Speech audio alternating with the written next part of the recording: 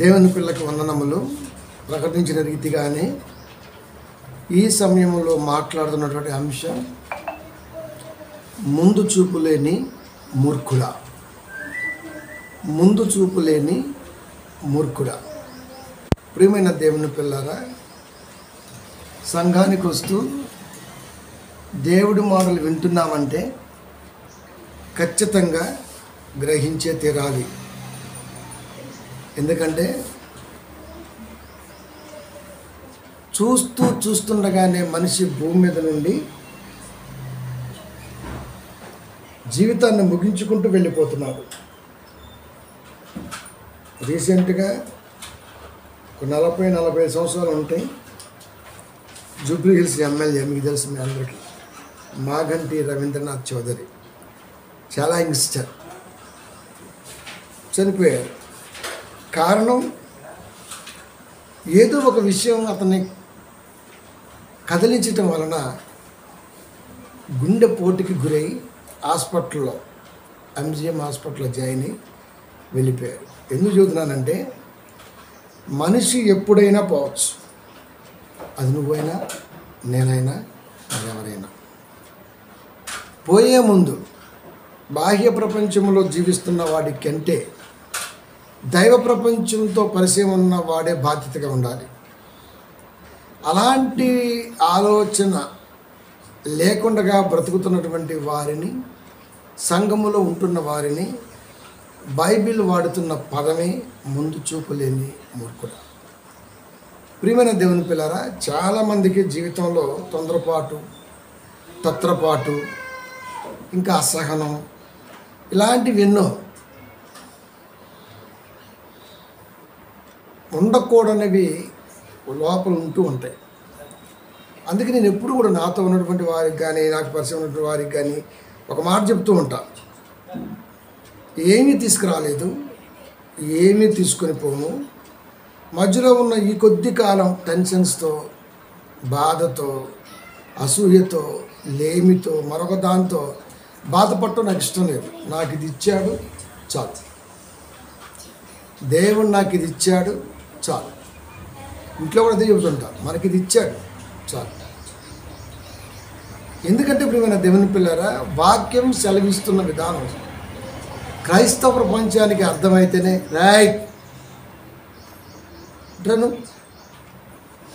క్రైస్తవ ప్రపంచానికి అర్థమైతేనే మిగతా వాళ్ళకి చెప్పగలం, లేకపోతే చెప్పలేం. అందుకనే బ్రతుకులో తత్రపాటు లేకుండా ఉండాలంటే, తొందరపాటు, తత్రపాటు, లేదా మరి ఇలా కొన్ని ఇవన్నీ లేకుండా ఉండాలంటే ఖచ్చితంగా నీలో బైబిల్ ఉండాలి. కీర్తనల గ్రంథము 119వ అధ్యాయము 165వ వచనం. కీర్తనల గ్రంథము 119వ అధ్యాయము 165వ వచనం. నీ ధర్మశాస్త్రమును ప్రేమించు వారికి ఎంతో నెమ్మది కలదు అన్నాడు. ధర్మశాస్త్రాన్ని ప్రేమించేవాడు నెమ్మదిగా ఉంటాడు. ధర్మశాస్త్రం అంటే బైబిల్. నిజంగా బైబిల్ ప్రేమించేవాడు నెమ్మదిగా ఉంటాడా? నెమ్మదిగా ఉంటాడా? వారు తూలి తొట్టిలుటకు కారణం ఏమీ లేదు. నిజంగా బైబిల్ ప్రేమించేవాడు జీవితంలో నెమ్మదిగా ఉంటాడు. నెమ్మదిగా ఉంటాడు. నిజంగా బైబిల్ని ప్రేమించేవారు ఎవరైనా జీవితంలో నెమ్మదిగా ఉంటారు అంటే అర్థం ఏంటి? ఉన్నదానితో తృప్తి పొందుతాడు అని అర్థం. ఎందుకంటే మనిషి ఆశాజీవి, తర్వాత అత్యాశాజీవి కూడా. మానవ జాతి ఆశాజీవి, అత్యాశాజీవి. ఆశకి హద్దు ఉండదు, అత్యాశకి అదుపు ఉండదు. ఈ రెండిటి మధ్య ఇడు తూలుతూ ఉంటాడు, తొట్టిడుతూ ఉంటాడు. అలాంటి వారి గురించి చెబుతున్నటువంటి మాట ఏంటంటే, నిజంగా ధర్మశాస్త్రాన్ని ప్రేమించే వారిగా ఉండి ఉంటే చాలా నెమ్మదిగా ఉంటాడు. అని చెప్తున్నాడు.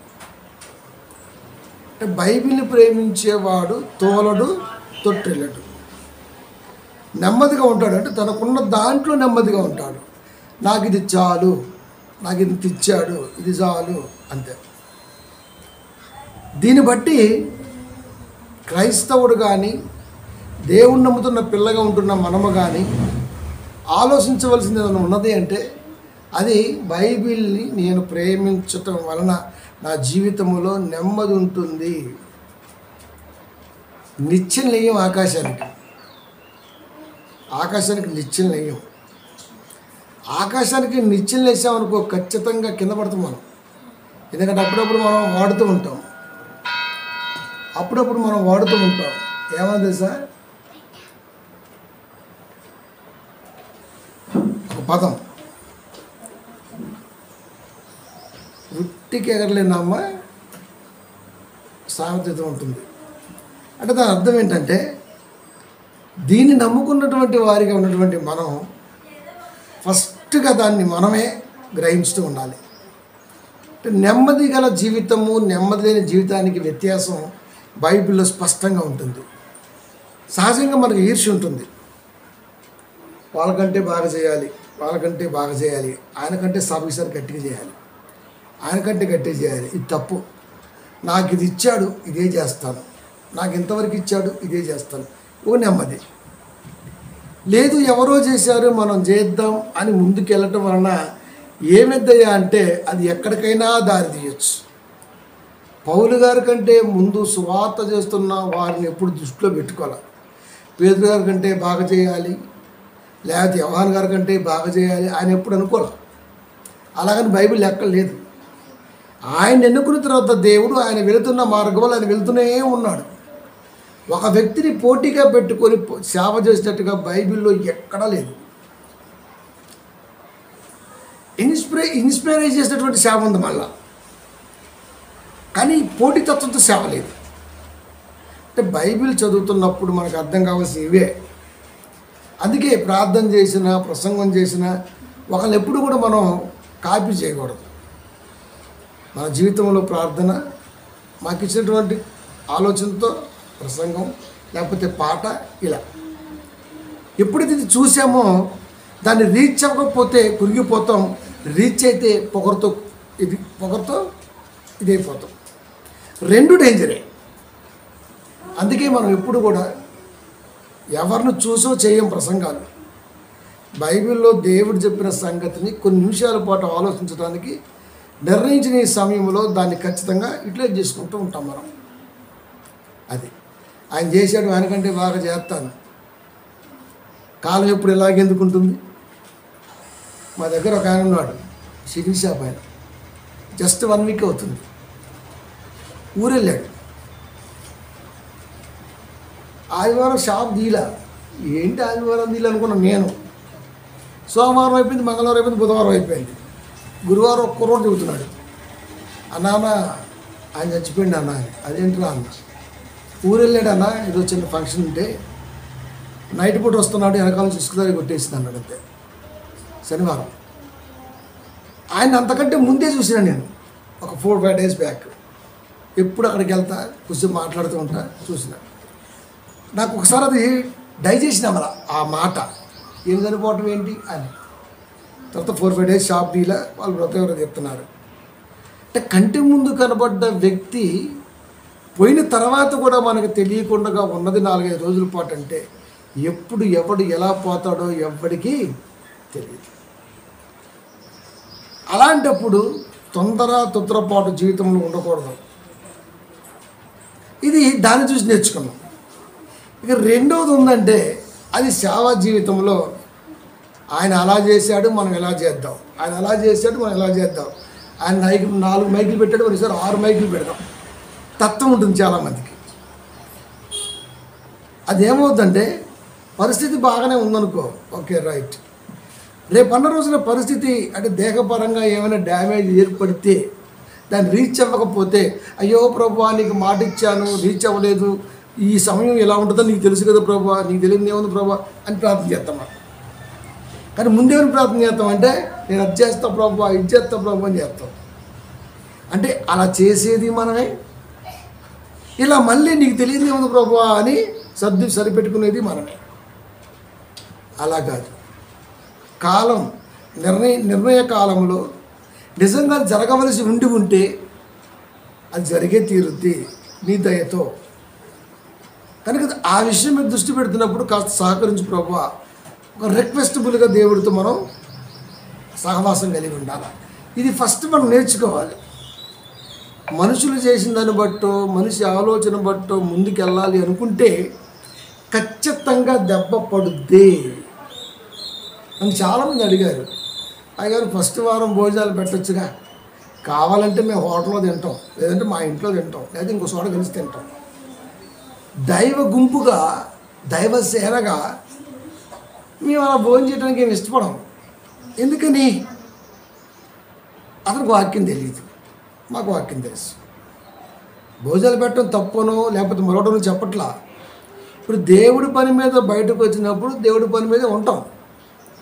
ఆకలి వేస్తుంది, హోటల్కి వెళ్ళి తింటాం.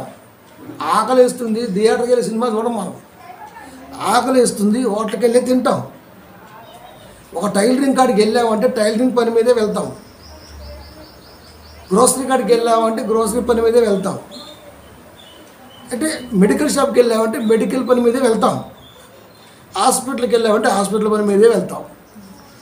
ఏ పని మీద అయితే దాని దగ్గరికి వెళ్తామో ఆ పని మీదే ఉంటుంది మనకి. ఇప్పుడు మనం మార్నింగ్ లేచి సిద్ధపాటు కలిగి వస్తుంది ఎక్కడికయ్యా అంటే దైవ సన్నిధానానికి. ఎందుకు అంటే దేవుడు నేర్పే కొన్ని సంగతులు మా జీవితానికి కాస్త వెలుగుగా ఉంటాయని ఒక నమ్మకంతో రావడానికి ఈ సమయం. దీన్ని మనం ఎక్కడ పాడు చేసుకోలేనిది ఇక్కడ మనం పాడు చేసుకుంటున్నాం. ఇక్కడే అన్నీ వచ్చి కూర్చుంది. మార్కెట్ అంతా ఇక్కడే ఉంది. రోమా 14:17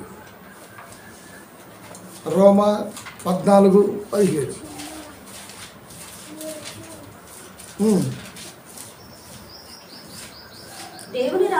దేవుని రాజ్యము భోజనమును పానమును కాదు కానీ దేవుని రాజ్యము.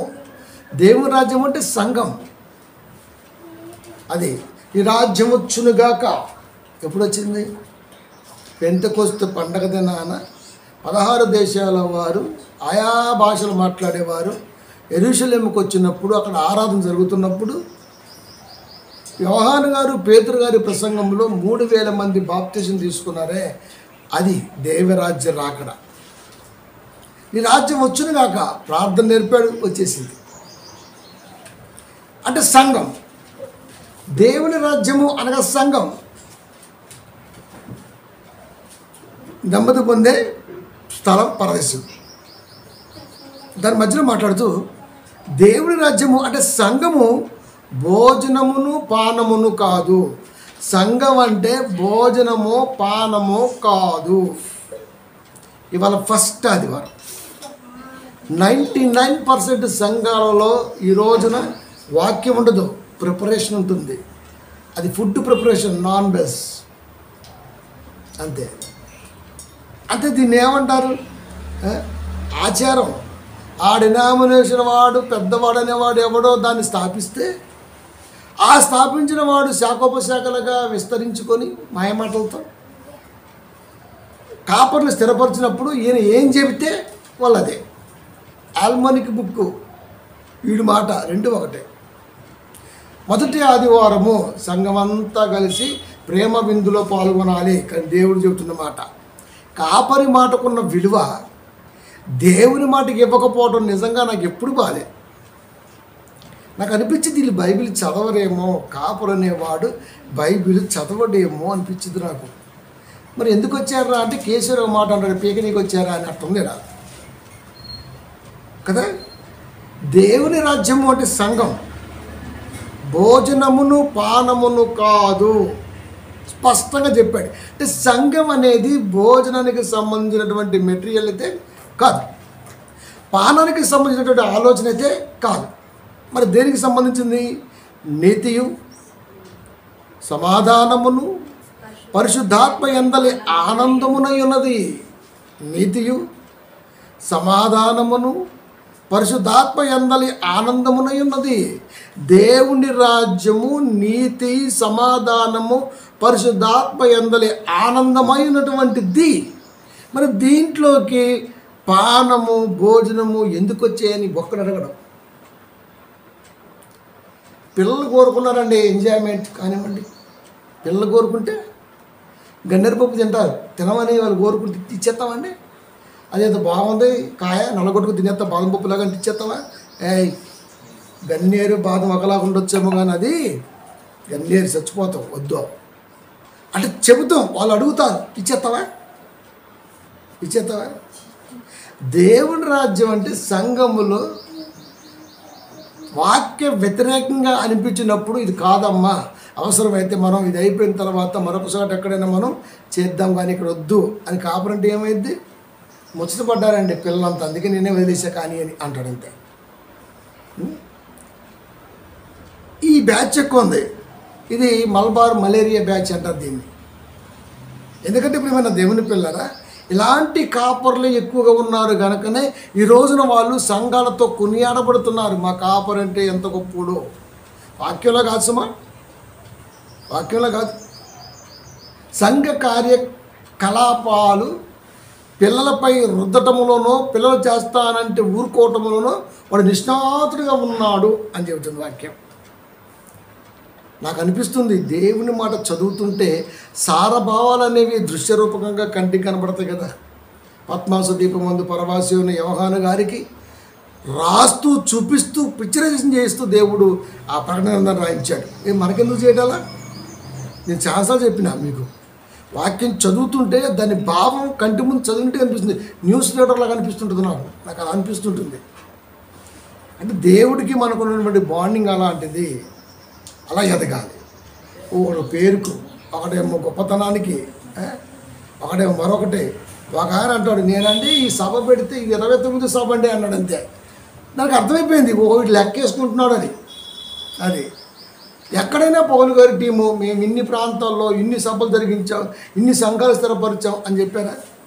వెళ్ళారు, వాక్యం చెప్పారు, స్థిరపరిచారు. అక్కడి నుంచి మరోసారి వెళ్ళారు, అక్కడికి బాధ్యత చెప్పారు. అంటే లెక్కేసుకోలేని వాడు కాపరి, లెక్కేస్తూ ముందుకు సాగేవాడిని కాపరనరు. ప్రియమైన దేవుని పిల్లలారా, మేమండి ఈ నెల పెడితే 18వ సభ అండి. ప్రతి సభలో మేము మేకలు, గొర్రెలు, పొట్టేలు గట్టిగా వేసామండి. వాక్యం ఏం చెప్పాడు చెప్పడం. 14వ సభలో ఏం వాక్యం చెప్పావు? ఇప్పుడు టైటిల్ ఏంటి? కనుక ప్రియమైన దేవుని పిల్లారా, మనమైతే అలా కాదు, కానీ మెజారిటీ సంఘాలు ఇలాగే ఉన్నాయి. దేవుని రాజ్యం అంటే సంఘం అనేది భోజనమును, పానమును కాదు. సంఘంలో ఉంటున్న పిల్లలకి ఆ తలంపు ఫస్ట్ ఆఫ్ ఆల్గా యాడైపోవాలి. మేము చర్చికి వెళ్తున్నామంటే ఇవాళ మాకు ఏం దొరికిందని ఆలోచన రాకూడదు.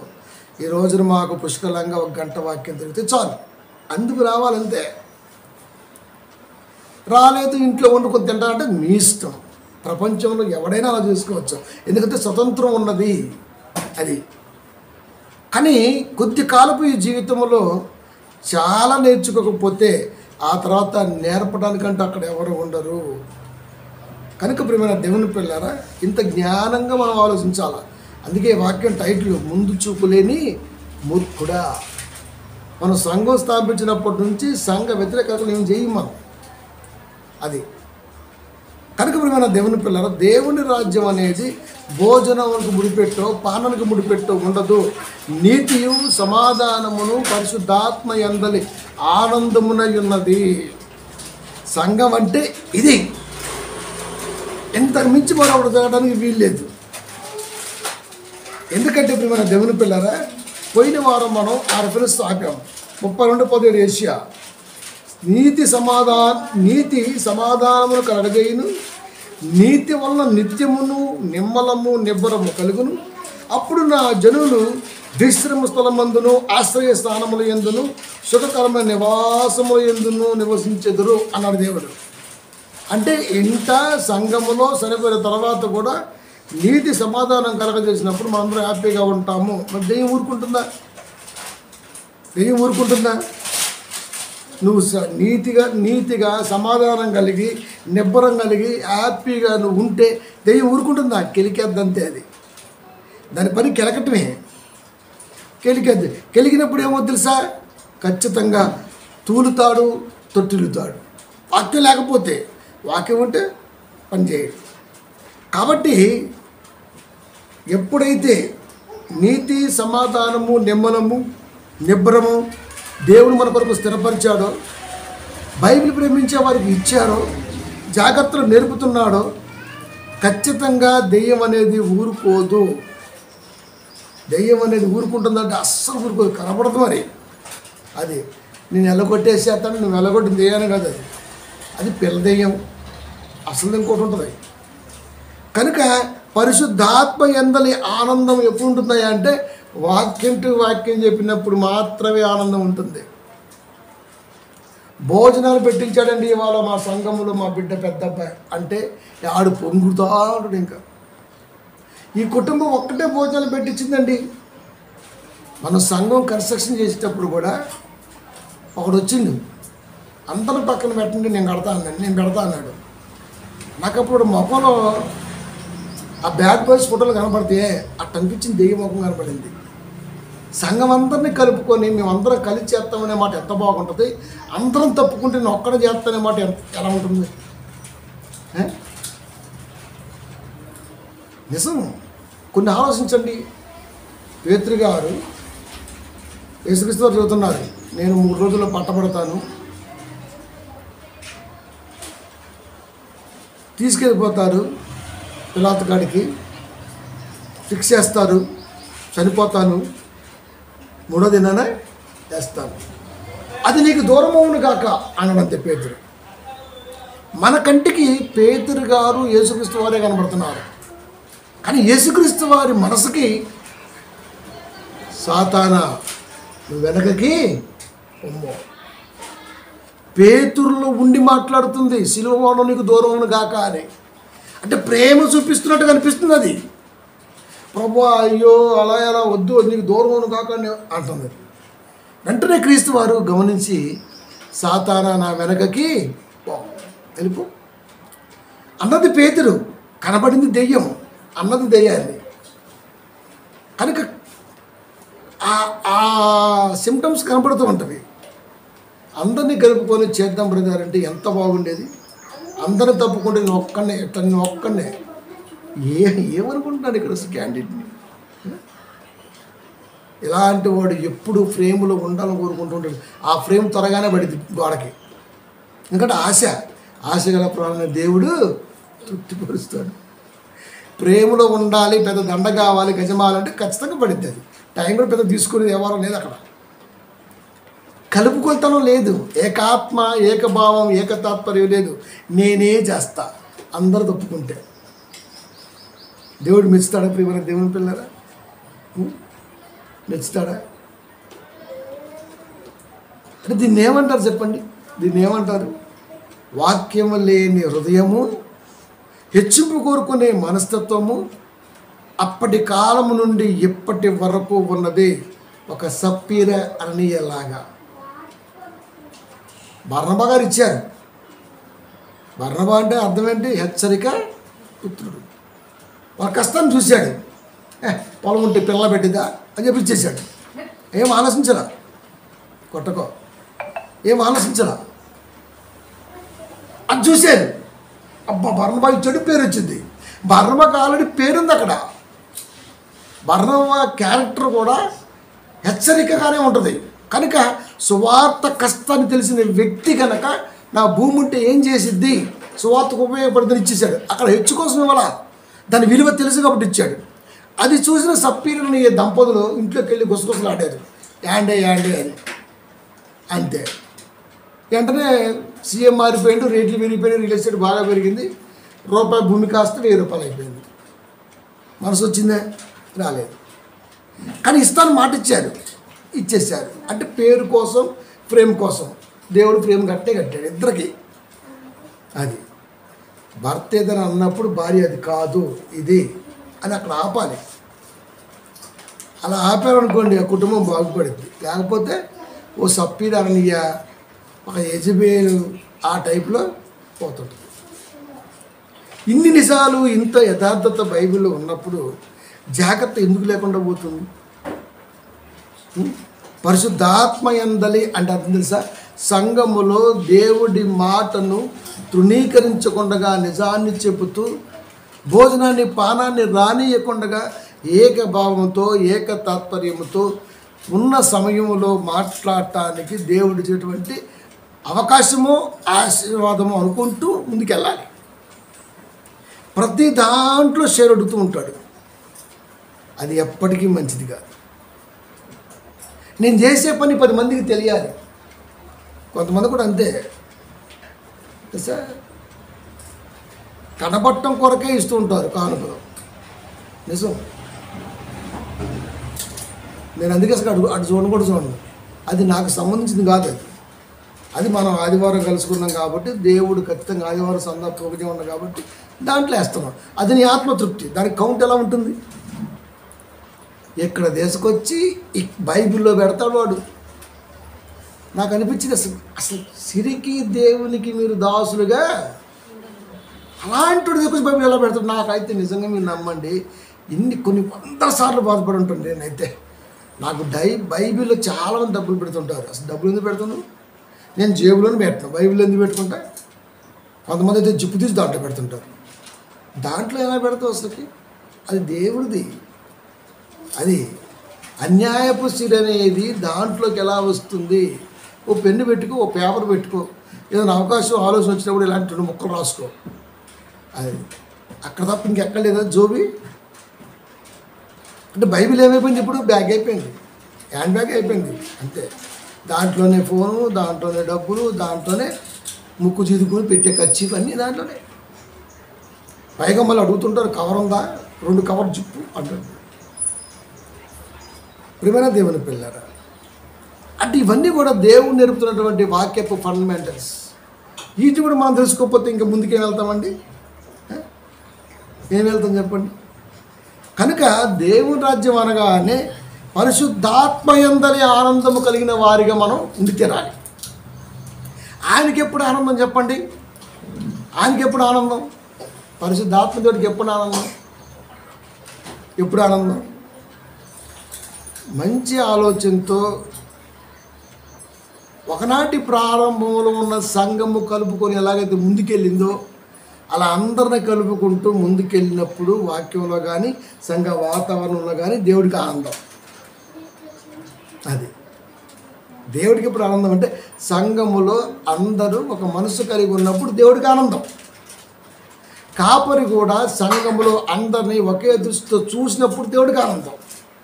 వాక్యములో కూడా వాక్యాన్ని మాత్రమే ఉపదేశించినప్పుడు దేవుడికి ఆనందం. ఎవడు పెడితే వాడిని పొగుడుతాడు ఈ పాస్టర్.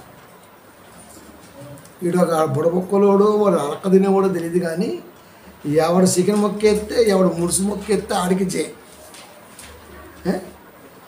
అందుకే భోజనమును పానమును కాదు. చూడండి ఎంత బాగా చెబుతున్నాడు. దేవుడి రాజ్యం అనేది భోజనము పానము కాదు. సంఘ కూడిక అనేది భోజనానికి సంబంధించింది కాదు. అయ్యగారు మా ఇంటికి రండి భోజనం చేద్దాం కాదు. అయ్యగారు ఒకసారి రండి ఖాళీ ఉంటే ఒక 10 నిమిషాలు వాక్యం చెప్పండి. వాళ్ళు అడిగేవారు శిష్యులు, అయ్యా అక్కడ ఎందుకు అలా చెప్పావు? వాక్యం అడుగుతున్నారు అక్కడ ఎందుకు అలా చెప్పావు? అక్కడ ఎందుకు అలా చెప్పావు? ఆ ఉపమానం ఎందుకు అలా చెప్పావు? ఆ ఉపమాన భావం ఏమిటో ఒకసారి వచ్చి చెప్పవా? వాక్య ఆత్మీయత కొరకు పిలవాలి తప్ప అయ్యగారు గడ్డి చికెన్ ఇష్టం, గడ్డ మాంసం ఇష్టం, గడ్డ గుడ్డు ఇష్టం, ఫ్రై చేసి పిలుద్దాము కుదరదు ఇక్కడ. అది వాడు నిజంగా బొవ్వోడైతే వాడు అతడు. ఎందుకంటే కాపర్లు ఎక్కువ బొవ్వలే ఉన్నారు. కాపరి ఈజ్ ఈక్వల్ టు బొవ్వ అంతే. అది ఛాన్స్. అలా కాదు, మా అయ్యగారు వాక్యం అయితేనే వస్తాడు, లేదా రాడు. ఫిక్స్ ఇది నేర్పారా అంటే ఇది ఎక్కడ నేర్పారండి? అందుకే చాలా విషయాలు బైబిల్లో ఉండిపోయాయి. ప్రారంభ శతాబ్ద కాలపు వారు నిర్వర్తించిన పనులు ఉండిపోయాయి తప్ప నేటి కాలములో అవన్నీ శూన్యం. మనకు ఒక ఆయన ఉన్నాడు మల్లంపేటలో, ఒక సోదరుడు మన కాడికి వస్తుంటాడు ఏదైనా స్పెషల్ మీటింగ్స్ అయితే. నిన్న కలిశాడు. నేను అమీర్పేట మియాపూర్ చూస్తున్నా, పోతుంటే కనబడ్డాడు. ఆపి పని వచ్చాయి, నా ఏం చేస్తానంటే ఇట్లా అని చెప్పాడు. రైట్, ఎలా ఉన్నారు? బాగా ఉన్నా. ఓకే. అయ్యగారు మీకు ఒకటి చెప్పాలన్నాడు. ఏం చెప్పాను? అది నిన్న ఒక సోదరుడు ఇట్లా గురువు కొడుకు పెట్టుకున్నాను రమ్మన్నాడు, నాకు పని ఉంది నేను రానున్నా, అయినా పిలిచాడు, వెళ్ళాను. మంచిది, తప్పేమో. ఆయన చెబుతుంటే ఇదే మాట అన్నాడు. ఎక్కడికైనా ఆయన ఏదైనా చెప్పాల్సి వచ్చినప్పుడు నాకు ఫోన్ చేస్తాడు, అయ్యగారు ఈ రిఫరెన్స్ మీద 2 ముక్కలు చెప్పరా అంటాడు. నేను కొంచెం 2 నిమిషాలు పాఠం చెబుతాను. దాన్ని మనసులో పెట్టుకొని అక్కడ ఉన్న పరిస్థితిని బట్టి ఏదో చెప్పుకుంటూ చేస్తుంటాడు. ఆయన అంటున్నాడు, నేను చెప్పినట్టు కూడా లేదండి అక్కడ అంటున్నాడు. అంతే, నేను చెప్పినట్టు కూడా లేదు అక్కడ, నేను చెప్పినట్టు కూడా లేదు అక్కడ. నిజమే అని చెప్పి నేనేమో అబద్ధం చెప్పట్లా. నిన్నే మీ కాంటాక్ట్లో ఉన్నాను, నా కాంటాక్ట్లో లేడు అని చెప్పిన. నాకు ఒకసారి నచ్చకపోతే బ్లాక్ అని చెప్పిన, బ్లాక్ లిస్ట్ పెట్టద్దని చెప్పిన. మొత్తం పొగడితేనంటే ఇంకా నేను కాక మొన్న వచ్చిండు, మంచిగా చికెన్తో భోజనాలు, మంచి లెగ్ పీసులు పెడుతున్నాడు. ఫ్రేమ్ తక్కువ టైంలో సంఘంలో అందరికంటే నేను బాగా కనపడాల, మా ఆయన బాగా కనపడాల. సపీరా నాకు చాలా అనిపించింది అన్నాడు. అంతే, నేనేం మాట్లాడాలి, ఎందుకంటే మనకెందుకు మన సంబంధం. అవునా, ఓకే, నా పొలంలో వచ్చేస్తా, బాయ్, వచ్చేసిన. దీన్ని బట్టి మనకి ఏమర్థం అవుతుంది? తక్కువ టైంలో ఫ్రేమ్ వచ్చేది ఒకటే, బొమ్మ పెడితే చాలు, అయ్యగారికి సందా ఇస్తే చాలు. నాకు సందా అయితే తీసుకొని నేను దాంట్లో పెట్టంట. అది ఎందుకంటే ఇప్పుడు మన దేవుని పిల్లారా, ఇలాంటివి నేర్చుకునేటప్పుడే చాలా స్ట్రిక్ట్గా నువ్వు నేర్చుకోకపోతే, ఇక్కడ దొరకలేదు కాబట్టి ఇంకో చోట నాకు దొరికిద్ది. బయట చాలామంది లూజుగాళ్ళు ఉన్నారు, వాళ్ళ దగ్గర దొరికిద్ది. కానీ నా దగ్గర ఏమీ దొరకదు, ఒక్క వాక్యం తప్ప. పేతురు గారు గుడిమెట్లు ఎక్కుతున్నాడు, శృంగారపు దేవాలయం. అక్కడ కాలు మడిమ చీలి ఒకడున్నాడు, అడుక్కుంటున్నాడు. అదే టైపు వీళ్ళని కూడా అడుక్కుంటున్నాడు. మా దగ్గర నీకు ఆడేయడానికి ఏమీ లేదు, కానీ మేము ఒకటి ఇస్తాం, నీకు తీసుకో అన్నాడు. అంతే, లే అన్నాడు, లేచాడు, కాలు సరి అయిపోయింది, పరిగెత్తేశాడు. అడుక్కుంటే వచ్చే డబ్బుల కన్నా అడగకుండా వచ్చే దీవెనే గొప్పది. అది ఒక దైవజనుడి దగ్గర పొందుకునే మనసు మనం కలిగి ఉండాలి. ప్రియమైన దేవుని పిల్లారా, కనుక అడుక్కునే మనసు. అక్కడ పరిశుద్ధాత్మ ఆనందం ఏముంటుంది మీరు చెప్పండి? పరిశుద్ధాత్మ ఎందులో ఆనందం ఏముంటుంది మీరు చెప్పండి? ఎందుకు చెప్తున్నానంటే, వాక్యం అనేది ఎప్పుడు కూడా సరిదిద్దుతూ ఉంటుంది. ఎన్నోసార్లు మా కూరని తినంటే కుక్కలు తినమండే అనేవాడు. ఎట్ట మనం వచ్చేప్పుడు పెడతారుగా పిల్లలు. నేను తిని అమోఘం, అమృతం అనేవాడిని. ఇక నేను అన్నానంటే ఖచ్చితంగా భర్త అనేవాడు భార్య వంటని పొగడాల్సిందే. అయ్యగారు లాంటి అంటే మన మిగతా పొగడరా, ఏమో ఇక ఏంటి టేస్ట్ మారింది అన్నాడు. అంతే, నాకు నేను నవ్వుకున్నా, యాక్చువల్గా బాగా కర్రీ. కానీ అలా అనగలవా? బాగుంది. ఈసారి వచ్చినప్పుడు కాస్త మార్చేసే స్టైల్ అక్కడే అర్థమైపోవాలి. అంతే. అది ఎలా చెప్పేవాడంటే, మా వండితే అబ్బో అసలు అయ్యగారే మెచ్చుకుంటాడు, అయ్యగారు అందరినీ మెచ్చుకుంటాడు. ఆయన ఏమైనా క్రిటిసైజ్ చేయడు కదా. అంటే పొగడత కదా అక్కడ ఎంకరేజ్మెంట్. నచ్చలేదు అని చెప్పడం కంటే సూపర్ ఉంది, ఇంకొకసారి బాగా చెయ్యి అంటే ఈసారి మళ్ళీ ఆలోచన పెట్టింది. ఓ యూట్యూబ్ చూడవచ్చు, చేయొచ్చు అంటే తన కుటుంబంలో ఎప్పుడో నెలకోసారి పోయే కాపరి కన్నా నెల రోజుల పాటు కుటుంబాన్ని పెట్టుకునే ఆహారం కూడా చాలా అందంగా ఆనందంగా ఉండే ఒక మనసు అయితే స్థిరపడిపోద్ది అక్కడ. దానికి కావాల్సింది ఆత్మీయంగా పలకరింపు. బాగుంది. యాక్చువల్గా నేను టేస్ట్ చెప్తే ఆడవాళ్ళు వంటలు ఉండరు. అందుకే నేను ఒకటే నిర్ణయించుకున్నాను, జీవితంలో ఎప్పుడు టేస్ట్ చెప్పకూడదు. అందుకే నేను అందరికి ఒక మాట చెప్తాను, నాకు టేస్ట్ తెలియదు. బాగుంది అయ్యగారు, ఏమో బాగుంది చెప్పడం ఉపయోగమే ఉంది. వాళ్ళు పాప కష్టపడి చేశారు, బాధపడతారు. కనుక నాకు రుచే తెలియదు అన్నప్పుడు మా అయ్యగారు ఏం పెట్టో తిట్టడం, వాళ్ళు హ్యాపీ, మనం కూడా హ్యాపీ. అలాగనేవి గజిగా వండరుగా కొంచెం బాగానే వండుతారు. ఇవన్నీ ఎందుకు చెప్తున్నానంటే, ఒక విషయంలో పరిజ్ఞానం సంపాదించాలంటే ఎంకరేజ్మెంట్ చేయాలి. ఎంకరేజ్మెంట్ దాన్ని ఆసరా తీసుకొని ఆ ఎంకరేజ్మెంట్ కావాలి కావాలి కావాలి కావాలి పైకి ఎదగకూడదు. అది దక్కాలనే ఆలోచనతో ముందుకు అడుగు వేయకూడదు. అందరికాడికి చాలు అంత ఆలోచనతో ఉండాలి. కనుక ప్రియమైన దేవుని పిల్లరా, అలా కాకుండా ఇలా చేద్దామని ఆలోచనతో వచ్చేసి పెట్టేసి ఇంకా వాక్యం లేదు, ఇంకా పొగడితేనంట భోజనము నిమిత్తము దేవుని వాక్యమును పాడు చేయకూడదు అన్న మాట మర్చిపోయాడు. అది తెలుసా ప్రియమైన దేవుని పిల్లరా? కాబట్టి సంఘం అంటే నీతి, సమాధానము, పరిశుద్ధాత్మ యందలి ఆనందము, ఇది సంఘం అంటే. అప్పుడు ఖచ్చితంగా అంటే భోజనపానం లేదు కాబట్టి మనం ఆశించం కాబట్టి యాశించం కాబట్టి ఖచ్చితంగా వాక్యాన్ని స్ట్రైట్గా చెప్పే తీరుతాం. 14:26 సామెతల గ్రంథం. యెహోవా యందు భయభక్తులు కలిగి ఉండుట బహుధైర్యము. యెహోవా యందు భయభక్తులు కలిగి ఉండుట బహుధైర్యము పుట్టించుట. మాటలాడువారు మీరు కాదు, మాటలాడేది నేను. భయభక్తులు ఎవరికైతే ఉంటాయో ఎవరికి ధైర్యాన్ని పుట్టిస్తుంది. వాక్యం చెప్పడానికి ధైర్యం కావాలా?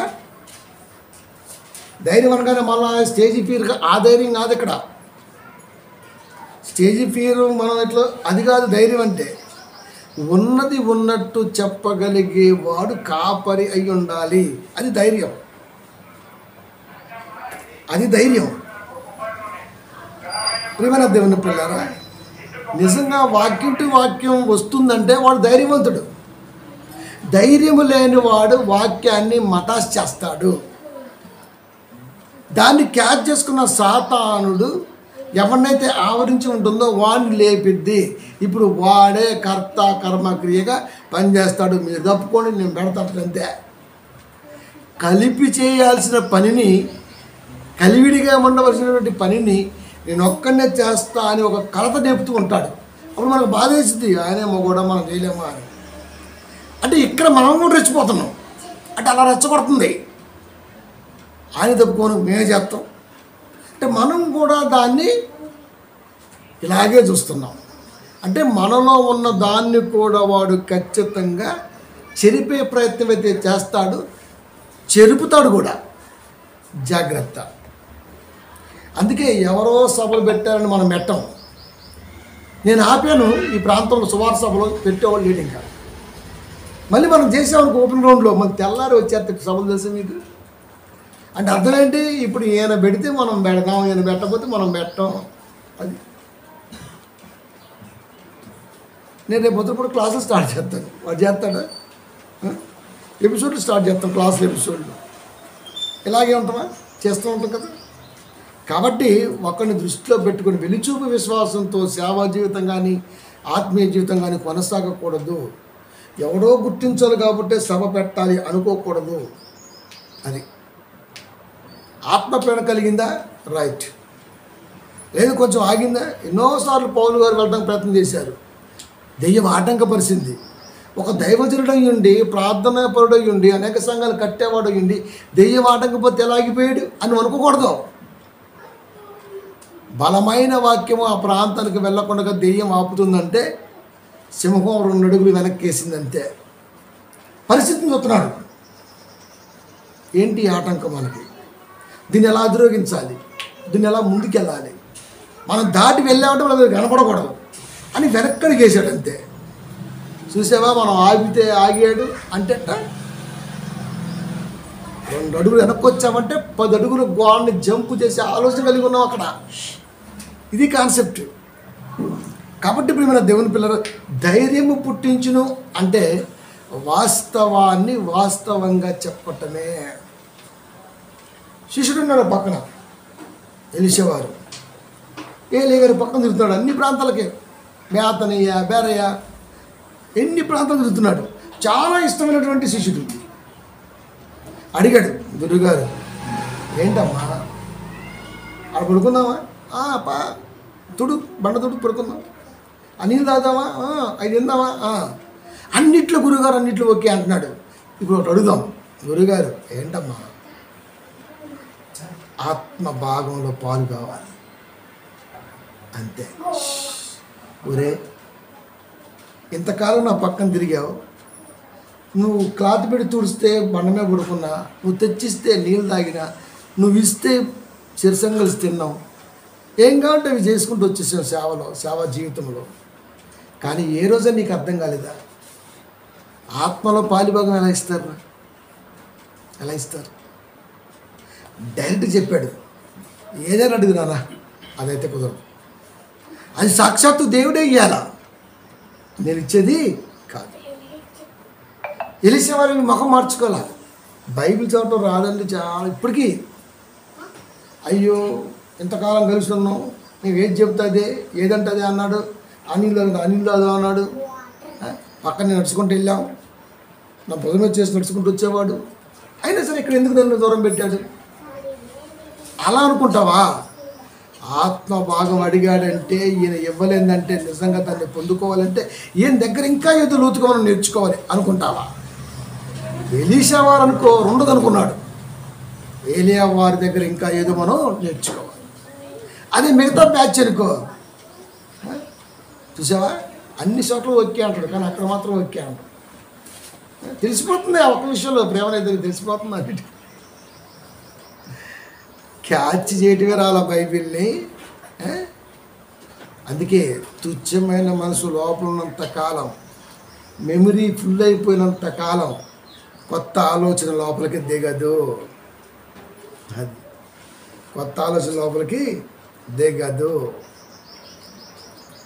కనుక ప్రియమైన దేవుని పిల్లరా, ఆనందాన్ని పరిశుద్ధాత్మ యందలి మనం పొందుకోవాలంటే, కలిగి ఉన్నామని నమ్మాలంటే, రాజ్యం అంటే సంఘములో ఇలాంటివి ఉండటానికి వీల్లేదు. అప్పుడు వాక్యం స్ట్రైట్గా వస్తుంది, చెప్పేవాడిలో కూడా కాన్ఫిడెంట్గా ఒక మనకి ఆ బ్రేవ్నెస్, ఒక ధైర్యం అనేది, ధైర్యపుటం అనేది కనబడుతుంటుంది. ఒక కాపురి ఎక్స్ప్లెనేషన్లో మనకి అర్థమైపోయేది ఏదైనా ఉందంటే అది వాక్య వివరణతో కూడినటువంటి స్పర్శ. ఒక్కొక్క మాట మనకు ఆలోచన పుట్టిస్తుందంటే నిజంగా ఇది ఆత్మస్పర్శ. ఎస్, తినాలంటే ఎక్కడ తినచ్చు, ఎక్కడ తినాలి అలాంటి కదా. అలా కాకుండా ప్రతిదానికి ఎంకరేజ్మెంట్, అమ్మ వెళ్ళకండి ముందే, తొందరగా రండి, భోజనాలు ఉన్నాయి 9 గంటలకే అట్లా అంతే. ఇప్పుడు 9 గంటలకే భోజనాలు అని చెప్పగానే ముందు ఖచ్చితంగా వస్తారు. దీన్ని ఏమంటారంటే లౌకిక జ్ఞానము అంటారు. అంటే లోక సంబంధమైనటువంటి ఆలోచనని దైవ సంబంధమైనటువంటి ఆ పీరియడ్లో, ఆ ప్లేస్లో స్థిరపరచడమో కనపరచడమో జరిగిస్తున్నటువంటి వాడు కాపరి ఎలా అవుతాడు అన్నాడు దేవుడు. 2 కొరింథీ 1:12, మా అతిశయమేదనగా నిజంగా మేము ఇలా సంతోషపడుతున్నామంటే దానికి కారణం ఏంటంటే లౌకిక జ్ఞానము అనుసరింపక. ఎవరంటారు ఈ మాట? పౌలు గారు. లౌకిక జ్ఞానము అనుసరింపక దేవుడు అనుగ్రహించు పరిశుద్ధాత్మతోనూ నిష్కాపట్యముతోనూ. నిష్కాపట్యం అంటే ఒకరి పట్ల హెచ్చు తగ్గులు, ఒకరి పట్ల హెచ్చు, ఒకరి పట్ల తగ్గు, అలా కాదు. నిష్కాపట్యముతోను, ఏ కపటం లేకుండా అందరినీ సమానంగా లేదు, ఆ పని అందరం కలిసి చేద్దాం, ఇది అందరం కలిసి పంచుకుందాం, ఇది అందరం కలిసే తీసుకుందాం, ఇది అన్నమాట. లౌకిక జ్ఞానమును అనుసరింపక దేవుడు అనుగ్రహించు పరిశుద్ధాత్మతోనూ నిష్కాపట్యముతోనూ దేవుని కృపయే అనుసరించి లోకములో నడుచుకుంటే మరియు దేవుని కృపయే అనుసరించి లోకములో నడుచుకుంటే నీవు అంటే ఎవరికి భారము కాకుండా, ఎవరి మీద భారము మోపకుండా మేము లోకములో నడుస్తున్నాము. విశేషముగా మీరు నడుచుకుంటే మరియు మీ మనస్సాక్షి, మా మనస్సాక్షి సాక్ష్యం చుట్టే లోకంలో నడుచుకున్నాం, సంఘ పిల్లల పట్ల కూడా ఎటువంటి తాత్పర్యం లేకుండా సమాన దృక్పథంతో చూస్తూ మేము నడుచుకున్నాము అని సంఘానికి సాక్ష్యం ఇస్తున్నాడు. ఎంత ధైర్యం ఉంటే ఆ మాట చెప్పాలి, ఎంత ధైర్యం ఉంటే ఆ మాట చెప్పాలి. అంటే లోక జ్ఞానాన్ని వాడక, ఎటువంటి కపటం లేకుండా సంఘంలో కానీ బయట కానీ అలాగే ఉన్నాము, అలా నడుచుకున్నాము, నిష్కాపట్యముతోనూ నడుచుకున్నాము, కపటం లేకుండా. సంఘము బయట కూడా కపటం లేకుండా నడుచుకున్నాం. ఇది నిజంగా దేవుని యందలి భయభక్తులు కలిగి ఎవడైతే ఉంటాడో వాడు జరిగించే ప్రక్రియ. లౌకిక జ్ఞానము, లోక సంబంధమైన మాటలతో పని లేదు.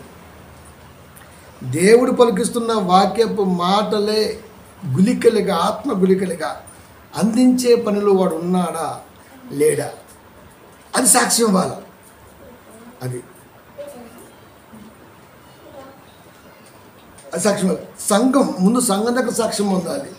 నేను ఏ రోజైనా ఈ పని మొదలుపెట్టినప్పుడు నా స్వార్థం ఏమన్నా లేకుండా ఈ పని మొదలు పెట్టాను అని నువ్వు చెప్పగలిగే వాడిగా ఉండాలి. అప్పుడు ఇక్కడ ఇంట గెలిచి రచ్చ గెలవటువంటిదే ఇక్కడ ఉండాలి. ఒక పని మొదలు పెడితే భారం లేకుండా సమానంగా వెళ్ళాము అన్న ఒక సర్టిఫికెట్తో ఇక్కడ ఉండాలి. అలా లేకుండా చాలామంది నడుస్తున్నారు. కనుక లౌకిక జ్ఞానం అనుసరించి బోధించే వారిని వెంబడించామనుకో కాస్త ఉపశమనం ఉంటుంది. లోకానుసారంగా లోక ప్రేమను కనపరిచే ఒక ఆపరి దగ్గర ఉన్నవాడికి ఉపశమనం ఉంటుంది. ఏమని? మనకెదిరే రే కూల్, మనకెదిరే ఆయన దగ్గర ఎంతకాలమైనా పేరు ఉండదండి. ఇప్పుడు నేను ఇత్తి మాత్రం ఏడబెట్టుకుంటే పేరు మెల్ల వేసుకుంటా, పిక్చర్లాగా నేను ఇస్తాను. మెంటల్లాగా మెల్ల వేసుకుంటావా? వేసుకుంటావా? మా బన్నీగాడు మంచోడు ఓ బోర్డు ఇచ్చా, ఇప్పుడు వాడికి ఇక్కడికి అర్థమే ఏంటి? కట్టి స్కూల్కి పంపిస్తాం ఏంటి? లేదా మెల్ల ఎత్తమే ఏంటి? పలక మీద రాసి బన్నీ మంచోడని.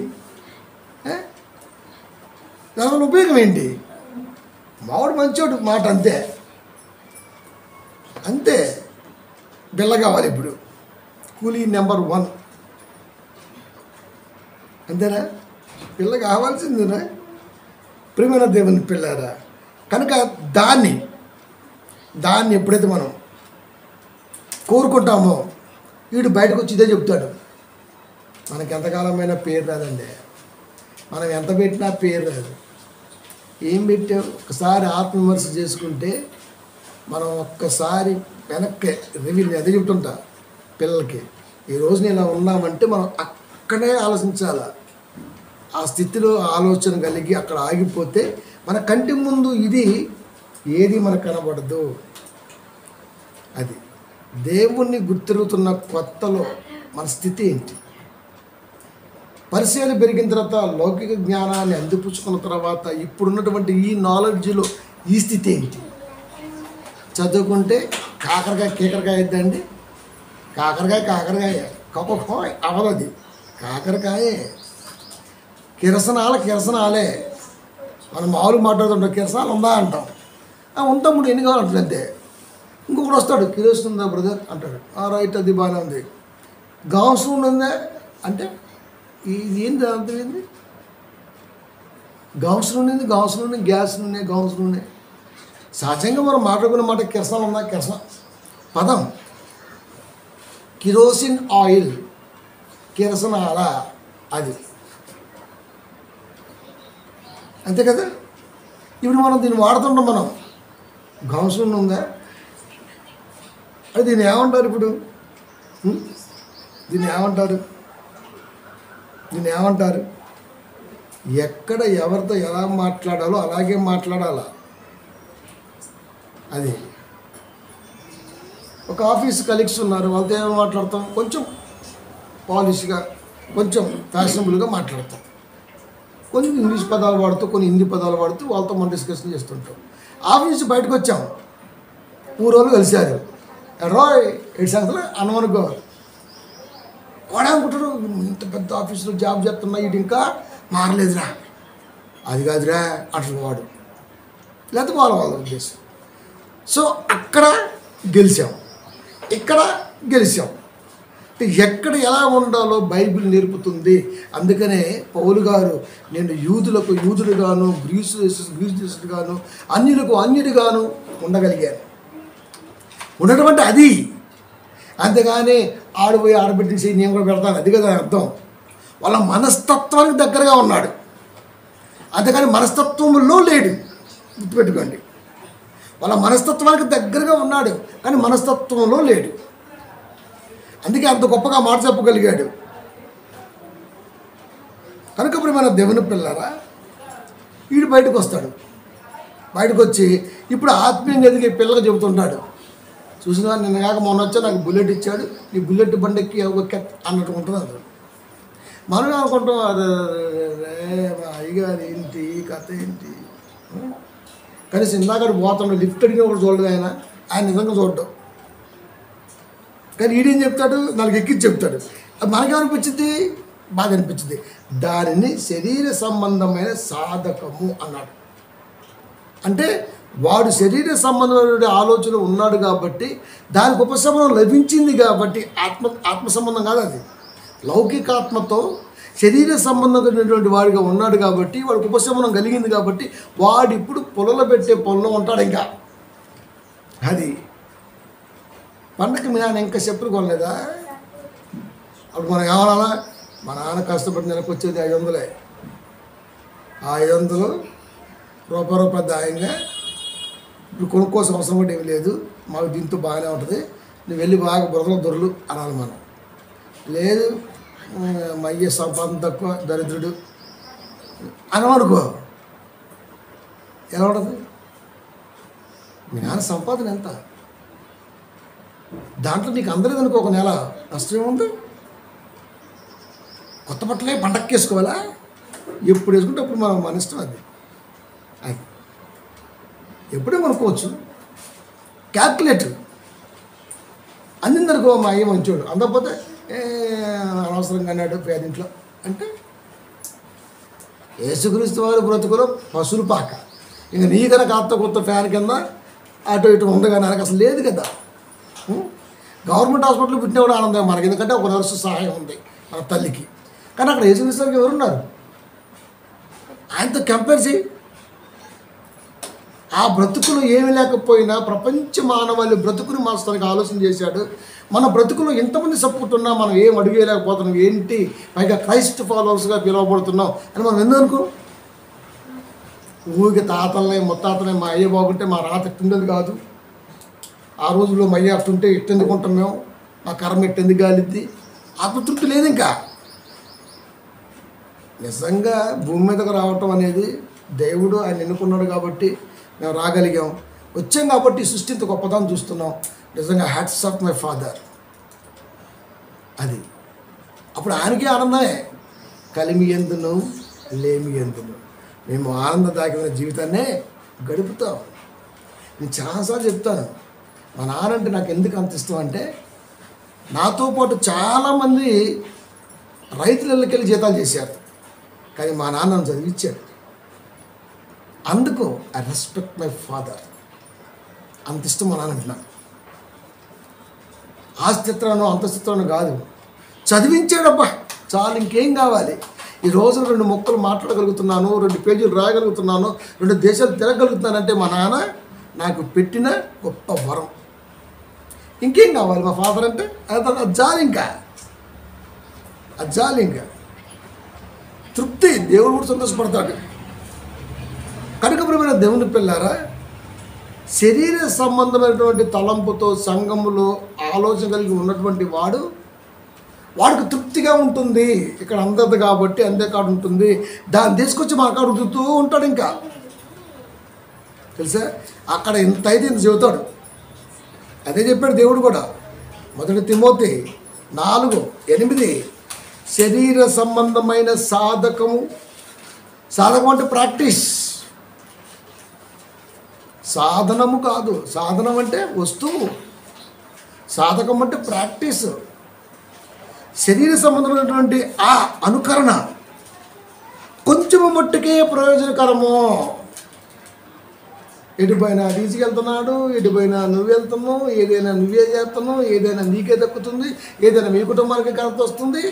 అవన్నీ బయట చెప్పుకుంటూ పోతుంటే మనకేమో సివుకు బూకు అంటుంటుంది మనకి. అంతే కదా, మనకేమనిపించింది? చూస్తున్నాడు దేవుడు, శరీర సంబంధమైన సాధకము కొంచెము మట్టుకే ప్రయోజనకరమవును. ప్రయోజనకరమే అది, కానీ కొంచెం మట్టుకే. అంటే టెంపరవరీ సాటిస్ఫాక్షన్ అంతే, టెంపరవరీ. కానీ దైవభక్తి ఇప్పటి జీవం విషయంలోనూ రాబో జీవం విషయంలోనూ వాగ్దానముతో కూడినదైనందున, అంటే నీతి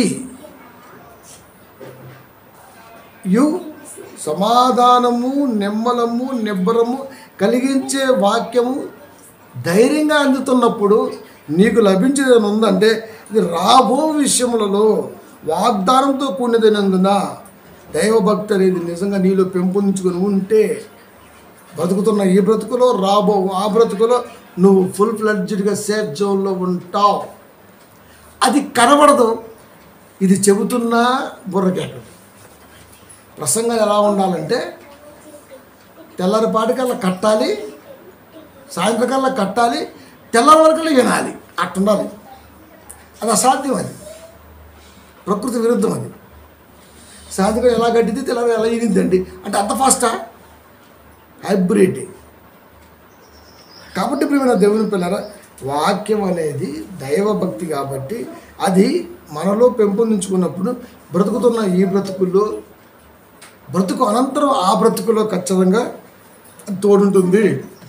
వాగ్దానంతో కూడింది అంటే దేవుడు ప్రామిస్ చేశాడు, లోకములో నేనిచ్చిన లోకములో వాక్యాన్ని అంటిపెట్టుకుని ఉన్నటువంటి వాడికి ఈ లోకములో, పరలోకములో, పరదేశంలో కూడా ఖచ్చితంగా నెమ్మది గల జీవితం వాడికి ఉంటుంది అని నమ్మాలి. అది కనబడిద్దా? కనబడదు. ఇది చెబుతుంటే వినబడిద్దా? వినబడదు. చెవిటాడు చెవులు శంఖమైన వదొచ్చేమో కానీ లౌకిక జ్ఞానముతో లేకపోతే మరొక ఆలోచనతో నిండుకున్న వాడి దగ్గర మనం ఏమీ చెప్పలేము. కనుక ముందు చూపు అనేది అక్కడికి వేయాలి. నేను గురు యొద్దకే పరిగెత్తుచున్నాను. ఏ ప్రాంతం వెళ్ళినా, ఏ స్థలానికి వెళ్ళినా, ఏ మంటపాలకు వెళ్ళినా, ఎక్కడ సువార్త చేసినా నా లక్ష్యం ఒకటే. అగ్రిప్పకి వాక్యం చెప్పాలని చూసినా జైల్లో నా లక్ష్యం ఒకటే, గురి యొద్దకు పరిగెడుతున్నా. నా బ్రతుకు కాలంలో నేను సువార్తను చెబుతున్నానంటే నా మరణానంతరం నెమ్మది గల స్థలానికి నేను పునాది వేసుకుంటున్నా అంతే. ఇక్కడ పేరు, ప్రతిష్ట, ఆస్కార్ అవార్డు వచ్చినా నేను తగలెడతాను లేదా పూర్తి చేస్తాను. గొప్ప నటుడు అయినా నేను మర్చిపోతాను, వారం కూడా పట్టదు అంతే. గుర్తుంటుంది. ఇంకా శ్రీహరి వారు ఉన్నారు ఇక్కడే, జూబ్లీ చెక్ పోస్ట్ నుంచి రైట్ సైడ్ లోపలికి వెళ్తే శ్రీహరి, దాసనారాయణ, అల్లు అరవింద్ వాళ్ళు ఎన్ని ఆఫీసులు అక్కడే. నేను ఛాన్సులు చూసేవాడిని. ఒక 10 నుంచి 20-30 కార్లు ఉంటాయి. మార్నింగ్ 6 కల్లా ఉండిపోతాయి. ఆ రోడ్డు అంతా జామ్ అయిపోయేది. మెయిన్ రోడ్డు కాదు, రూపులైనవి. చూసేవాడిని. ఇల్లు కూడా 3 స్టెప్పులు కూడా శ్రీహరిది. నేను చూసేవాడిని. గొప్ప యాక్టర్ కాబట్టి ఇన్ని ఉన్నాయి. చనిపోయినప్పుడు కూడా అన్నీ ఉన్నాయి, అందుకని డబుల్ ఉన్నాయి. 1 వీక్ తర్వాత దశజన్మ కర్మ అయిపోయిన తర్వాత వాళ్ళ కారు ఒకటే కనబడుతుంది. ఇప్పుడు కూడా, ఈరోజు కూడా లేరు. 2 పని మనుషులు, ఆ కారు అంతే. అప్పుడు 10 మంది పని మనుషులు, 10 కార్లు పైనే. దీన్ని బట్టి మనకి ఏమర్థం అవుతుంది? విలువిచ్చింది వ్యక్తికి కాదు. వ్యక్తికి విలువిచ్చుంటే కుటుంబానికి అండగా ఉండేవాళ్ళు. వ్యక్తికి కాదు, వాళ్ళ అవసరానికి. ఇతనితో మనకు అవసరం ఉంది, ఇతను మన దగ్గర యాక్ట్ చేస్తే మనకి ఇంత లాభం ఉంటుంది. ఎగ్జాంపుల్ చదువుతున్నా మీకు. కానీ దేవుడు అలా కాదు కదా.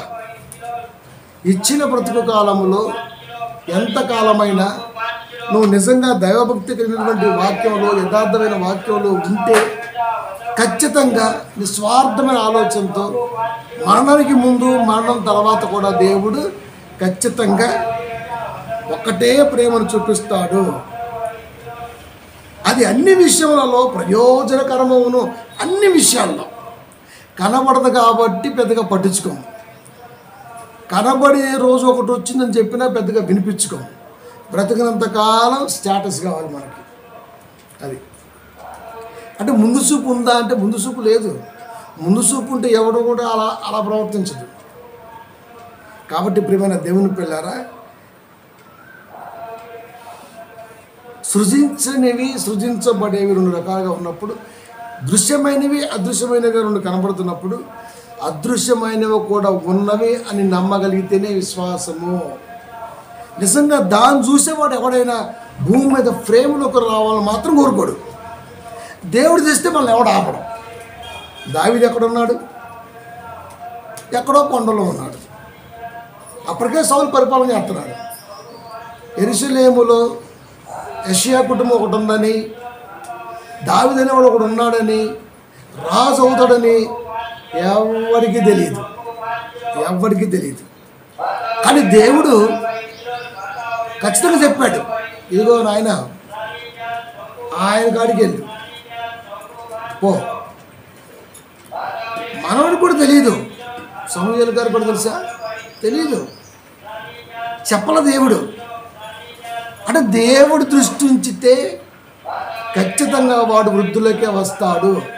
దేవుడు దృష్టించకపోతే నువ్వు వృద్ధులకి రావడం కొరకు ప్రయత్నం చేస్తావు. అది దేవుడు తీసుకొచ్చే వృద్ధి వాక్యంతో ముడిపడి ఉంటుంది. నువ్వు పాట పాడినా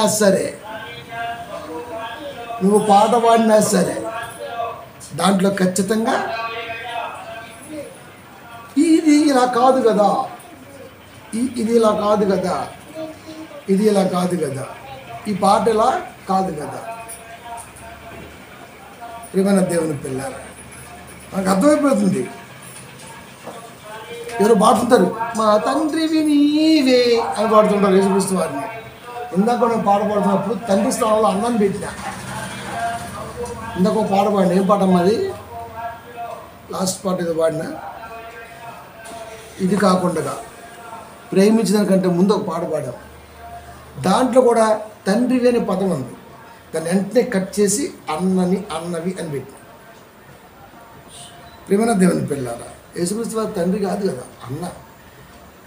అంటే మనకు అర్థమైపోతుంది, దాన్ని కొట్టే అన్నని పెట్టు అని. ఇటీ ఒకసారి బుక్ స్వీటీ అట్లాగే దీంట్లో కట్ చేసి పెట్టాను. ఇంతకుముందు ఇది ఒక పాట పాడాను. పాట గుర్తుందమ్మా? నాకు కూడా పెద్ద కాదు దానికంటే ముందు జయశీలుడ పాటలో ఒకసారి తిన్నమంది పాట ఆడందా? ఒకసారి మీరు చూడండి. జయశీలుడ పాటలో 2వ చరణం 3వ చరణంలో, నీవే దిక్కని నమ్మితిమి, నిన్నే గురిగా ఎంచితిమి, నీవే మాకు తండ్రివి అన్నది. అక్కడ ఎన్నిసార్లు పాడాము? నీవే మాకు తండ్రివి, నీకు సమస్తము సాధ్యమే, నీపై సర్వము మోపితిమి. ఈ 3వ చరణములో 2వ లైన్లో నీవే మాకు తండ్రివి కాదు, నీవే దిక్కని నమ్మితిమి, నిన్నే గురిగా ఎంచితిమి, నీవే మాకు అన్నవు అని పెట్టిన. అంటే చదువుతున్నప్పుడే కరెక్ట్ కాదు కదా అనిపిస్తుంది మనసు. అదేంటండి, అన్న కూడా తండ్రితో సమానమే, కానీ తండ్రి కాదు కదా, తండ్రివి అని ఉంది అక్కడ. అంటే మెన్షన్ చేశాడు అక్కడ. ఈయన మా నాన్నగారు లాంటి వారు. ఎలా ఉంటుంది? మా నాన్నగారు మెన్షన్ అయిపోయింది. మా నాన్నగారు లాంటి వారు ఎగ్జాంపుల్గా చెబుతున్నాడు. ఎగ్జాంపుల్ వేరు, స్థిరపరచడం వేరు. నీవే మాకు తండ్రివి కాదు, నీవే మాకు తండ్రి లాంటి వాడివి లాంగ్ అయిపోయింది. తండ్రివి ఎలా అవుతుంది? కాబట్టి పరిశుద్ధాత్మ దేవుడు ఆనందపడుతున్నాడంటే పరిశుద్ధాత్ముని పరిశుద్ధాత్మ స్థానంలోనే, యేసుక్రీస్తు వారి స్థానంలోనే, తండ్రి అయిన దేవుడి స్థానంలోనే ఉంచాలి తప్ప తండ్రి అయిన దేవుడే పరిశుద్ధాత్ముడుగా క్రీస్తుగా త్రియేక దేవుడిగా మన మధ్య సంచరిస్తున్నాడని చెప్పడం పచ్చబద్ధం. అది నేను నా తండ్రి కుడి పార్శ్వమున ఉన్నాను. నేను తండ్రి కుడి పార్శ్వమున నేను నా తండ్రి కుడి పార్శ్వమున ఉన్నాను అంటే నా తండ్రి ఉన్నాడు, నేనున్నా. నేను వెళ్ళిపోతే సంచకరువు లోకానికి వస్తాడు. నేను ఉంటాను రాడు. ఆ సంచకరువే యేసుక్రీస్తు వారు చెప్పిన ఆ సంచకరువే పరిశుద్ధాత్మ దేవుడు. నేను వెళ్ళిపోతే ఎక్కడికి? తండ్రి కాడికి. నేను తండ్రి యొద్దకు నేను వెళితేనే ఆయన వస్తాడు. నేను తండ్రి కాడికి వెళితే ఆయన లోకానికి వస్తాడు. నేను తండ్రి ఆయన, తండ్రి కుమార పరిశుద్ధాత్మ ముగ్గురు ఎలా ఒకటవుతారు? ముగ్గురు ఆలోచనలు ఒకటి, ముగ్గురు ఉద్దేశాలు ఒకటి, ముగ్గురిది ఒకటే మాట, కానీ ముగ్గురు ఉన్నారుగా. ఇంత స్పష్టంగా బైబిల్ మాట్లాడుతున్నా ఇంకా యేసుక్రీస్తు వారిని తండ్రిగా, యేసుక్రీస్తు వారిని పరిశుద్ధాత్మ దేవుడిగా అని కంపేర్ చేస్తూ రెఫరెన్స్ను కూడా వక్రీకరిస్తూ బోధించే సంఘాలు బోళ్ళన్నీ. వాటిలో కూడా జనమున్నారు, వాళ్ళకి ఆనందం ఉంది. కానీ దేవుడు మాత్రం మెచ్చడు. నాన్నే, అన్నే, తమ్ముడే. మనకు ముగ్గురే దేవుళ్ళు. మళ్ళీ క్వశ్చన్, ఇప్పుడు నీకు ఏంటి లాస్? తండ్రి చెప్పాడు కదా. కాబట్టి ఇప్పుడు మన దేవుని పిల్లారా, సో ఇలాంటి కన్ఫ్యూజన్తో అంటే అర్థం ఏంటి? ఆత్మజ్ఞానముతో కాకుండా, స్పష్టంగా ఆలోచించకుండా, చదువుతూ చెబుతూ వెళ్ళిపోయే మూర్ఖ జనం, లౌకిక జ్ఞానముతో వెళ్తున్న వారితో ఎప్పటికీ సహవాసం చేయకూడదు. అలా చేయటం వలన ఉపశమనం కొద్దిగా ఉంటుంది. అది అంటే ఇక్కడ దొరకలేదు కదా, ఇక్కడ దొరకనప్పుడు ఎక్కడో దొరికింది కదా. అమ్మయ్యా, ఇక్కడ దొరకలేదు, అక్కడ దొరికింది, హ్యాపీ. ఇక్కడ దొరికేది వేరు, అక్కడ దొరికింది వేరు. దొరకటం కామన్. అది ఇక్కడ ఏం దొరకలేదు, అక్కడేం దొరికింది. ఇక్కడ వాక్యం దొరకలేదు అంటే నువ్వు వాక్యంలో మనసు పెట్టలేదు, అక్కడ వాక్యంతో నీకు పని లేదు. ఇక్కడ మనసు పెడితే దొరికేది వాక్యం, మనసు పెట్టలా, దొరకలా. అక్కడ మనసు పెట్టాల్సిన అవసరం లేదు, ఎందుకంటే అసలు వాక్యమే లేదు. కాబట్టి ఇక్కడ వాక్యం లేదు, నువ్వు మనసు పెట్టలేదు, దొరకలేదు. అక్కడ అసలుకే వాక్యం లేదు, కానీ నిన్ను పెంచి పోషించే ఒక ధోరణి అయితే అక్కడ ఉంది. మనకు అదే కావాలి. అది ఎప్పటికైనా సరే కరెక్ట్ కాదు అని అడిగితే, రాబో జీవన విషయంలోనూ వాగ్దానంతో కూడినదైనందున అది అన్ని విషయములలో ప్రయోజనకరమవును. మనకి కంప్లీట్ ఉపయోగపడేది కావాలి తప్ప ఇలా వచ్చి అలా వెళ్ళిపోయేది ఎందుకు? భూమి మీద సంపాదించుకున్న ఆస్తితో మనకి అవసరాలు తీరుతాయి, ప్రెస్టీజ్ పెరిగిద్ది, గౌరవం పెరిగిద్ది, మంచి రెప్యుటేషన్ ఇస్తుంటుంది లోకం. కానీ ఇవేవి మనతో రావు. పరువు, ప్రతిష్ట, గౌరవం ఇలాంటివి ఏవి రావు. అన్నీ వదిలేసి అసలైన పొందుకోవాల్సిన సమయంలో ఇవి పొందుకొని ఇవన్నీ వదిలేసుకొని ఇప్పుడు అక్కడికి వెళ్ళి పొందుకోలేకపోయారా అని బాధపడుతున్నాం మనము. అది అర్థం.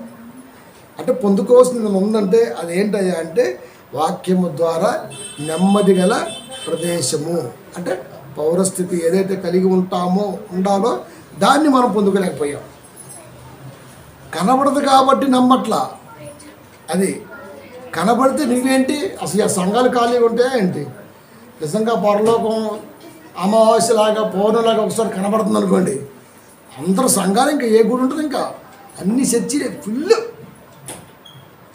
అది కనబడదు కాబట్టే లోకములో ఉన్న నీకు అది ఉంటే ఎలా ఉంటుందో తిరిగి సాగవలసిన బాధ్యత ఉంది. అది కదా మనకు కావాల్సింది. కాబట్టి ధర్మశాస్త్రాన్ని, నీ ధర్మశాస్త్రమును ప్రేమించే వారికి అంటే నువ్వు చెప్పిన మాటను నమ్మి నడిచే వారికి అని అర్థం. Hebrews 12:11 లాస్ట్ మాట. మరియు ప్రస్తుతమందు అంటే ఇప్పుడు సమస్త శిక్షయు దుఃఖకరముగా కనబడునే కానీ అంటే అర్థం ఏంటి? అయ్యో శరీర సంబంధమైన సాధకములో వాడు చూడు ఎలా ఉన్నాడు, ఒక ఫ్లాట్ కొన్నాడు, లేకపోతే 2 బైకులు కొన్నాడు, ఒక కారు కొన్నాడు, ఒక అపార్ట్మెంట్ కొన్నాడు, ర్యాలీగా రాజ్యాగా తిరుగుతున్నాడు.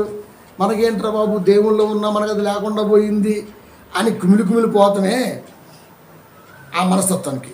ప్రస్తుతమందు సమస్త శిక్షయు, ఆ శిక్షణ మనకి వాడు దేవుళ్ళు ఉండవు, మనం దేవుళ్ళు ఉన్నాం, వాడికి ఎందుకు అలా ఉందో వాడికి ఎందుకు ఎలా లేదు, ఇది ఒక నీరసం. దుఃఖకరముగా ఉండునే కానీ సంతోషకరముగా కనబడదు. ఎందుకంటే శరీర సంబంధమైన సాధకాన్ని అంటిపెట్టుకున్న వాడు, దాన్ని స్థిరపరిచిన వాడు, వాడు విశ్వాసిగా మన కంటి ముందు కనబడ్డప్పుడు మనం ఫాస్ట్గా లోపల ఎక్కడో కలుక్కుమంటుంది. మనకి మనతో పాటే ఉన్నాడు కదా, ఏదో కనబడుతుంది ఏంటి, మనకు కనబట్టదు ఏంటి? నాకైతే అది పెంటగా కనబడుతుంది. ఎందుకంటే కష్టం కాదు అది, తెలుసా? ఎదుటి వాడి కష్టాన్ని పిడికిలి బిగిస్తే ఒప్పుకోల దేవుడు. వాడికి రావాల్సిన కష్టాన్ని పిడికిలి బిగిస్తే ఒప్పుకోట్ల దేవుడు, తెలుసా? ఒప్పుకోట్ల. ఎవడి కష్టం విలువ వాడికి తెలిసి ఇవ్వాల్సిందే. అది ఎవడి కష్టం విలువ వాడికి తెలిసి ఇవ్వాల్సిందే. జాగ్రత్త చెబుతున్నాడు. ప్రస్తుతం ముందు సమస్త శిక్షయు దుఃఖకర్మగా కనబడునే కానీ సంతోషకర్మగా కనబడదు. అంటే మనకి ఏమనిపిస్తుందో ముందు చెబుతున్నాడు. ఆ శరీర సంబంధమైన సాధకంలో ఉన్నటువంటి వాడికి స్థితి స్టేటస్ మారిపోయేసరికి, మన వాడికి కనబడేసరికి మనకి ఎక్కడో కాస్త లోపల బాధేస్తుంది చెబుతున్నాడు. అయినను దాని యందు అభ్యాసం కలిగిన వారికి అది నీతి అను సమాధానముని ఫలమిచ్చును. ఎస్, ఒక్కసారి చూసి అదేంటి అబ్జర్వేషన్ చేసి దాని గురించి క్షుణ్ణంగా ఆలోచిస్తే ఎస్, మన దగ్గర ఉన్నది వాక్యం, వాడి దగ్గర లేనిది వాక్యం. నీతి అను సమాధానకరమైన ఫలం ఇచ్చును. ఒకవేళ మనకు చివుకు మనకూడదు, మనం ఆలోచించాలా, మన దగ్గర ఉంది ఇది, వాడి దగ్గర లేనిది అది. మనం నిలబడితే 100 మందిలో నీతి తప్పకుండా వాక్యం చెబుతాం. వాడు కంగారు పడిపోతుంటాడు. వాడు లోకానుసారం, మనం దైవానుసారం. సో మనకి ఇది గౌరవం. కానీ లోకం వాడికి ఇస్తుందా? అయితే పర్లేదు, మనకు అవసరం లేదు. కాబట్టి దాన్ని చాలా జాగ్రత్తగా, అభ్యాసంగా, క్షుణ్ణంగా ప్రాక్టీస్ చేస్తూ, పరిశీలిస్తూ, వాక్యాన్ని ప్రాక్టీస్ చేయమని, వాక్యాన్ని ప్రేమిస్తూ ముందుకు సాగేవాడికి మిగతాది ఏది కూడా కంటికి బలంగా కనబడదు. ఎందుకంటే ఇప్పుడే ఫస్ట్ చెప్పిన మాగంటి రవీంద్రనాథ్ చౌదరి ఆయనే గెలిచాడు. జూబ్లీ హిల్స్ ఒక ముస్లిం అతని మీద గెలిచాడు ఎమ్మెల్యేగా. ఎప్పటి నుంచి 2014లో ఒకసారి, 19లో ఒకసారి, మొన్న పరిస్థితి మారబట్టి టీఆర్ఎస్ వచ్చాడు. Hattrick MLA. ఒక బోరబొండ కార్పొరేటర్కి ఆయనకి అవసరానికి ఏదో గొడవ అయితే ఆ కార్పొరేటర్ కలత చెంది మరణిస్తే ఆ మరణించిన కార్పొరేటర్ కనుక మీకు సంబంధం ఉంది కాబట్టి ఈయన కాస్త ఒక్కసారి స్టన్ అయిపోయాడు. అంతే, స్ట్రోక్ వచ్చేసింది. హాస్పిటల్ వేసారు, చచ్చిపోయాడు. ఎందుకు? పెద్ద వయసు కూడా కాదు. ఎందుకు? అంతే, కొన్నిటికి ఆన్సర్లు ఉండవు. అంటే మనము కూడా, అది లోకానుసారం, మనము కూడా ఇలాంటి విషయాల్లో అమ్మా వాడికి అట్ట ఉంది, మనకి ఎట్లేదు, ఇట్ట కలత వచ్చేద్ది, హార్ట్ బీట్ పెరిగిపోద్ది. అంతే, అన్నీ ఒకసారి అలా ఆగి అలా వదిలేద్ది. అంతే, కథం. హార్ట్ పంచింగ్ మనకు తెలియాలి. అది దేవుడు పెట్టిన విధానం ఎంత గొప్పదో మనకు తెలియాలి. దాని కంట్రోల్ ఎలా పెట్టుకోవాలో తెలియాలి. దేన్ని చూసైనా కలత చెందినా, ఏది కావాలని ఆశించినా లేకపోతే యాశించినా ఖచ్చితంగా హార్ట్ అనేది ఖచ్చితంగా ఫెయిల్ అవుతుంది. అది అంటే దేవుడి కొరకు ఉపయోగపడేవాడి దెయ్యం ఎలాగైనా చంపాలనే చూస్తుంది. దెయ్యం చేతిలో ఉన్న వాడికి మాత్రం దీవెన ఇస్తూనే ఉంటుంది. 4:8 మత్తయి సువార్త. ఈ లోక రాజ్యాలని వాటి మైకమని చూపి నాకు మొక్కితే ఇవి నీకు ఇస్తా. ఎవరికి కావాలి? తినడానికి ఉందా? ఉంది. కొనుక్కోడానికి ఉందా? ఉంది. ఇంకేం తక్కువ ఉంది? చిరంజీవికి 150 కోట్ల ఇల్లు ఉంది. నీకేం కావాలి? 150 కోట్ల ఇల్లు కావాలా? చిన్న గుడి సరిపోదా? తృప్తి ఉన్న దాంట్లో తృప్తిగా ఉండండి. అసలు ఆ ఇల్లు అంత స్వర్గం ఏడ ఉండదు. ఇది ఎవరు నేర్పుతున్నారయ్యా అంటే వాక్యం. ఎవరికి అర్థమవుతాయి అంటే ధర్మశాస్త్రాన్ని ప్రేమించే వారికి అర్థమవుతుంది. నాకు ఇది చాలు అంతే. దేవుడు నిజంగా నీకు ఇవ్వాల్సి వస్తే అవసరమైతే ఇంతకంటే 100 రెట్లు ఎక్కువ ఇస్తాడు. అది వేరే విషయం. ఏది ఇచ్చినా వదిలేసిపోవాల్సింది ఇష్టమా? అది దేవుడిచ్చినా నువ్వు మంది నాచి సంపాదించుకున్నా వదిలేసి వెళ్ళిపోవాల్సిందే. కనుక దేవుడు వదిలేసి వెళ్ళిపోయేదాన్ని క్షయమైనది అన్నాడు కాబట్టి క్షయమైనది దేవుడు ఇవ్వడు. అందుకే 17 యోహాను సువార్త. వారికి నీ వాక్యాన్ని ఇచ్చాడు. నాకు వాక్యాన్ని ఇచ్చాడు. ఆ వాక్యం నాకు జ్ఞానాన్ని నేర్పింది, శిక్షనిచ్చింది, అభ్యాసం చేసింది. నేను ఎలా ఉండాలో, ఏ రేంజ్లో ఉండాలో నాకు నేర్పింది. కాబట్టి నా ఆనందాన్ని తీసుకెళ్ళేది ఈ భూమి మీద ఉందంటే దాన్ని ట్రై చేసుకోవాలి. నా సంతోషాన్ని తీసుకెళ్ళేది దాన్ని ఉందంటే దాన్ని ట్రై చేసుకోవాలి. అది అంటే మన ఆనందాన్ని, మన సంతోషాన్ని, మన వాక్యాన్ని తీసుకెళ్లే ధైర్యము దమ్ము సృష్టిలో దేనికి లేదు. ఒకవేళ ఉంది అంటే అది ఖచ్చితంగా నువ్వు తెచ్చుకున్నదే. అదే బలహీనత. అది కాబట్టి లోకములో గౌరవ మర్యాదలు, పేరు ప్రతిష్టలు లాంటివి మీద దృష్టి పెట్టి సంఘానికి వచ్చే వాటికి ఎప్పటికైనా తప్పదు వేటు. కాబట్టి మనకు ముందు చూపు ఉండాలి. వాక్యం మనతో ఉంటే, వాక్యంతో మనం ఉంటే దేహాన్ని వదిలి వెళ్ళిన ఆత్మవాక్యాన్ని కలిగి ఉంటుంది. కాబట్టి ఆత్మ నిత్యము నెమ్మదిగా ఆశ్రయ స్థానములో హ్యాపీగా ఉంటుంది. కాన్సెప్ట్. నమ్మేమనుకో ఇబ్బంది లేదు, నమ్మలేదనుకో అయినా ఇబ్బంది లేదు. నమ్మటం నమ్మకపోవటం అనేది మన చేతిలో ఉన్నది. ఈ స్వతంత్రం వెనకాల దేవుని యొక్క ఉద్దేశం, ఆలోచన ఏమై ఉన్నది వచ్చేవారు.